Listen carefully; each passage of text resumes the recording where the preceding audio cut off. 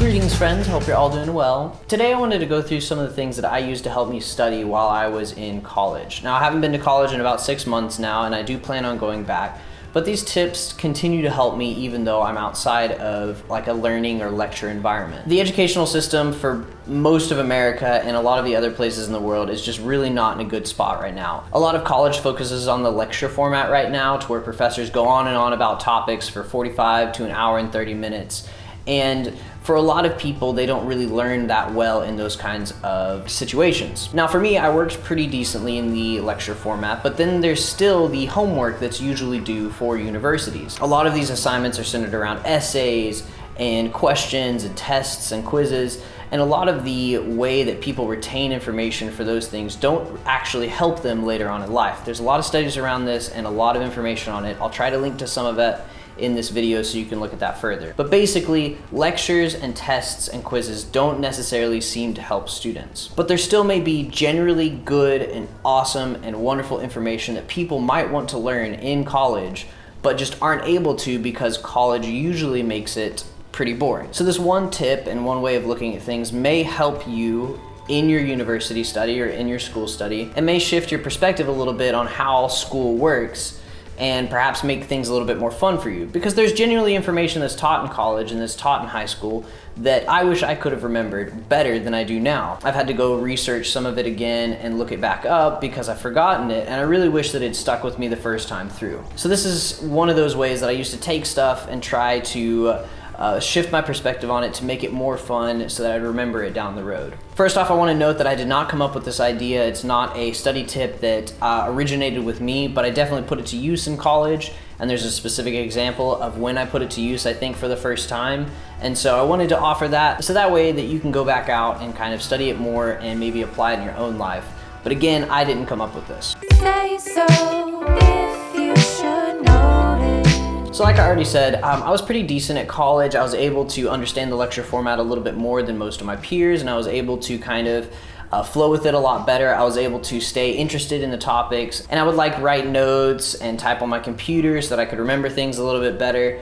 But that still didn't stop me from disliking certain professors and just generally going into classes and not wanting to pay attention. There's so much information out there right now that's just not taught in a way that helps students or is enjoyable or fun. And that's especially what I experienced going through my English class about 2 or 3 years into college. So most colleges require you to learn some kind of basics. So like algebra or, college math, you have science, some stuff like that. And for most people, they're not going to college at all for that reason. I mean, most people are just going to get their degrees, but for the people that are actually specializing in certain topics, they've already had to take this stuff in high school, but they have to retake it in college, seemingly for no reason. Now, generally speaking, there can be an argument for why English and math at a higher level is important, but right now, at least for most students, it's just not that fun. And that was especially the case with the English teacher that I had in college. He was really focused on different things and he was not interested in teaching English at all. A lot of the classes would be him just opening up the book and pretty much talking directly, line for line, what was stated on the page. And this is generally some professors' teaching styles, and it's not that he was a bad professor in that sense, but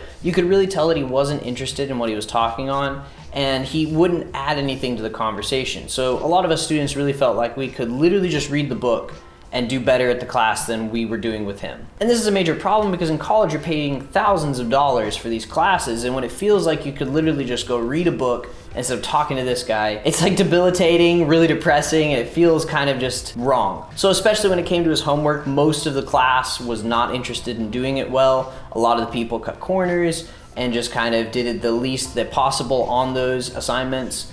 And I totally understand why, and I'm pretty sure that I participated in it as well. I don't remember, I haven't looked back to my own assignments. But generally speaking, this class wasn't fun, it wasn't interesting, it wasn't enjoyable, and the homework was just as bad. So it came to this one essay that we had to do on this book called The Yellow Wallpaper. Now the book really wasn't explored in class really well. I will say that now that I've gone back and studied it more, I really understand like the ethical and moral backbone of the book a little bit more. I understand why it was written the way that it was written and the importance that it has in its specific time. Still to this day, there's a lot of times when women's opinions aren't respected or their perspective on life isn't respected. Especially in The Yellow Wallpaper, it's noted that the standard conventional wisdom given by men and doctors on how to deal with postpartum depression was just incorrect and it didn't work. And Charlotte points out in her book how this impacted her and how it was not appropriate to handle this situation like it was. But at the time, and because of the class, I didn't understand any of that. And I didn't understand that the book was actually interesting or fun in any way. And I was really just trying to get this essay over with. But one day, me and my friend, while we were talking about the assignment, realized that you could read the yellow wallpaper as an unreliable narrative story, in the sense to where what the narrator was experiencing wasn't actually happening at all. And the story is generally written this way, but we realized that you could even take it farther. What if Charlotte's main character wasn't actually in a house at all? What if she was in a mental institution? And with that premise, you can start to look at some of the facts and what's presented in the book and really start to reinterpret it based off of the fact that you can't really trust what the narrator's saying. And you can really look at the story and interpret it as the main character thinking that they're in a mansion, but really being in a prison or a cage or something like that. And I can definitely link the story down below, but basically this story is a really good example of this study tip that I wanted to talk about.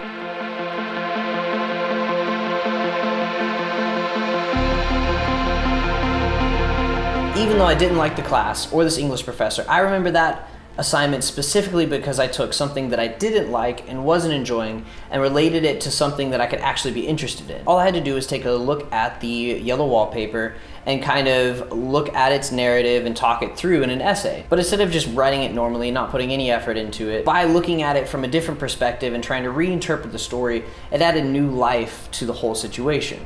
I took something that was boring and actually made it something that I could enjoy and have fun with. And this exact thing of taking something that I didn't like and relating it to something that I did like is exactly what I tried to use for the rest of my college career and what really helped me out on a ton of assignments. I don't think I'd ever remember this assignment unless it was for me actually taking it and spinning it in a way that was enjoyable for me to research. And there's a ton of other assignments I did on as well. I can't remember them as clearly as this one, but say you really enjoy writing.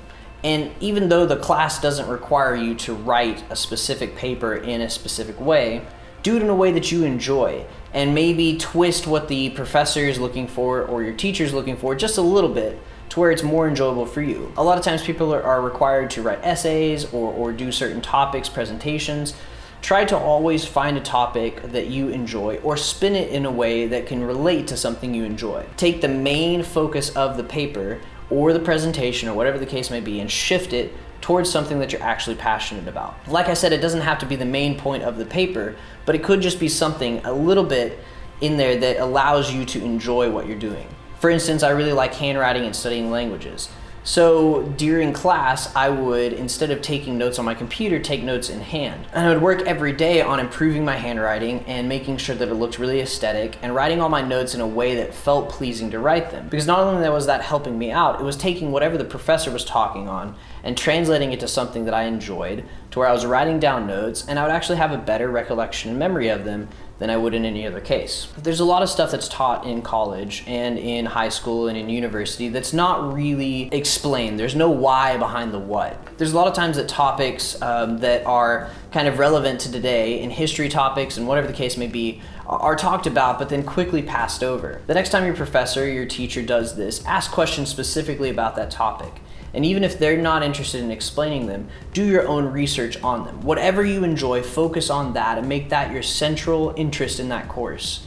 Because even if it's not exactly what the teacher wants you to learn, I guarantee that that'll help you remember those kinds of topics and those kinds of things much, much longer than just sitting in the class and listening, not asking any questions, not paying attention, and just getting your course done.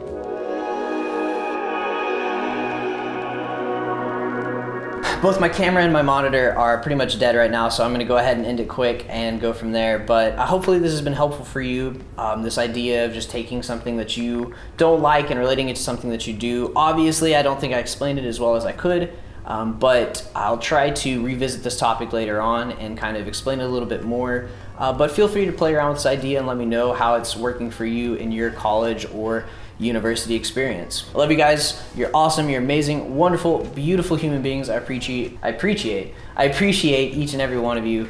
And I'll see you again soon.